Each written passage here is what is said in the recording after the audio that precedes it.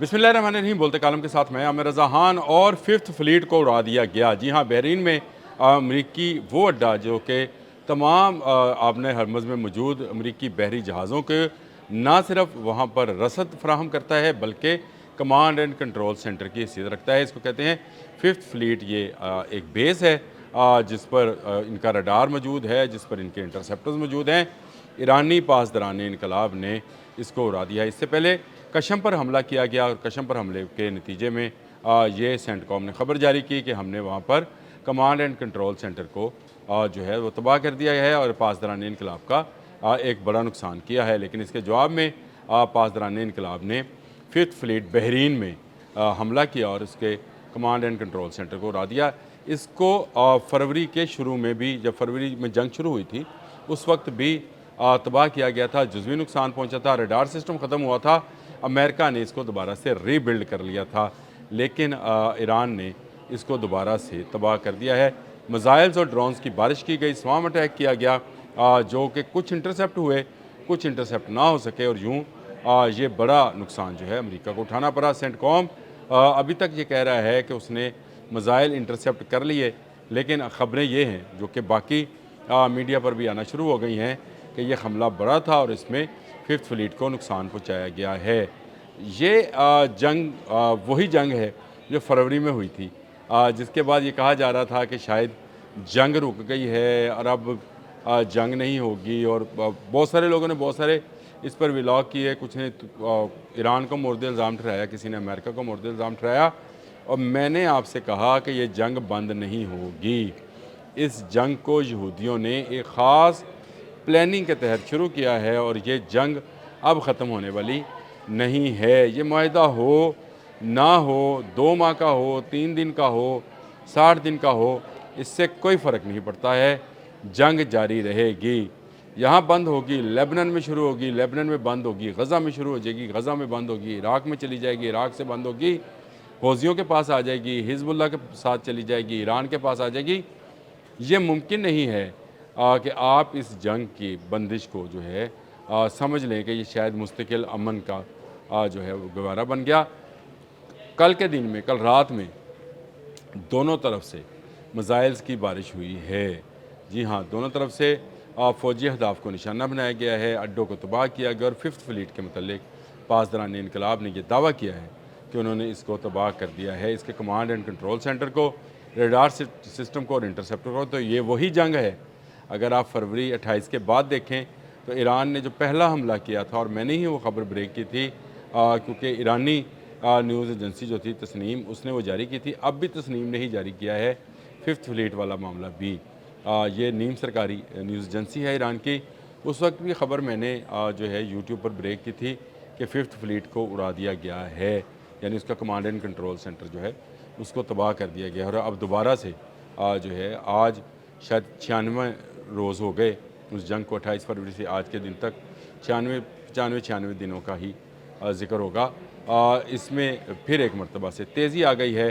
जंग बंद होती नज़र आती है, जंग दोबारा शुरू हो जाती है। मैंने धीमा पर एक व्लॉग कर रखा है कि धीमा नबी अकरम सल्लल्लाहु अलैहि वसल्लम की हदीस के मुताबिक वो धुआं है जो ख़त्म होता नज़र आएगा, एक मरतबा फिर भड़क उठेगा। आज वो धुआं दोबारा भड़क गया है। और ये धुआं क्यों ना भड़कता, क्योंकि गैम्बिया के एक जहाज़ जो कि ईरान से तेल बरदार जहाज़ था, उस पर हेल फायर जो है मिसाइल अमेरिका ने फ़ायर किया। यहाँ से बात शुरू हुई। अमेरिकन ने कशम पर जो कमांड एंड कंट्रोल था पासदारान का, उसको निशाना बनाने की कोशिश की, जिस पर ईरानियों ने जो है उनका फिफ्थ फ्लीट का बहरीन के अंदर जो सेंटर था उसको निशाना बनाया, अड्डे को बनाया। बहरीन का नाम लिया जा रहा है, तमाम मीडिया हाउसेस भी कह रहे हैं, लेकिन ये अमेरिकन अड्डा है। और पासदारान इनकलाब ने कहा हुआ है कि जहाँ से हम पर फायर होगा हम वहीं पर फायर करेंगे, किसी मुल्क के हम मुखालिफ नहीं हैं। और आगे चलकर ये जंग जो है मज़ीद बढ़ने वाली है। मज़ीद मिसाइल्स आपको फायर होते नज़र आएंगे, मज़ीद ड्रोन्स चलते हुए नज़र आएंगे। जंग रुकेगी नहीं। ट्रंप जो मर्ज़ी कहें, मुज़ाकरात रुक चुके हैं।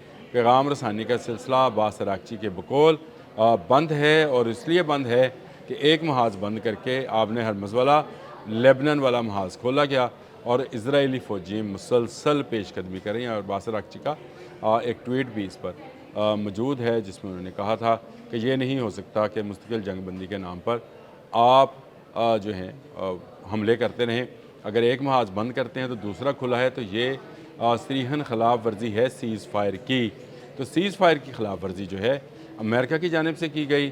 امریکہ نے پہلے حملہ کیا تھا, امریکہ نے گورک اور کشم پر جو ہے بمباری کی تھی, اور یہ کہا تھا کہ انہوں نے اپنے فلیٹ کو جو ہے محفوظ بنانے کے لیے یہ کام کیا ہے. لیکن اب ایران نے پلٹ کر جواب دیا, بڑا خوفناک اور بڑا زبردست جواب ہے.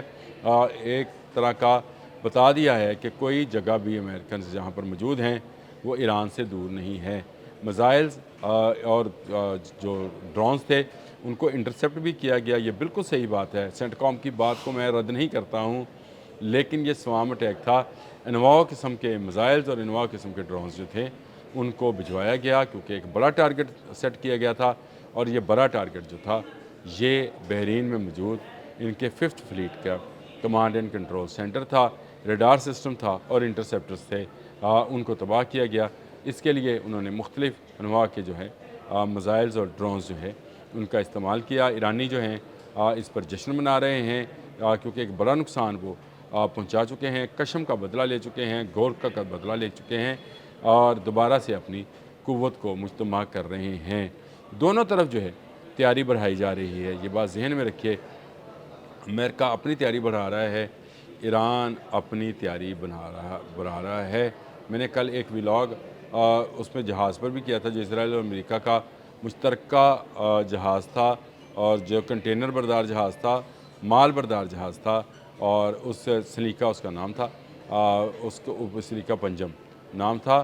اور اس میں مجھے پوری امید ہے کہ اس کو ایران نے اگر نشانہ بنایا ہے, جس کی اب خیر فوٹیج بھی آ گئی ہے, اس کے اندر نیا اسلحہ جو ہے یا نیا میزائل سسٹمز جو ہیں یا ریڈار سسٹم جو ہیں وہ گلف میں پہنچائے جا رہے تھے.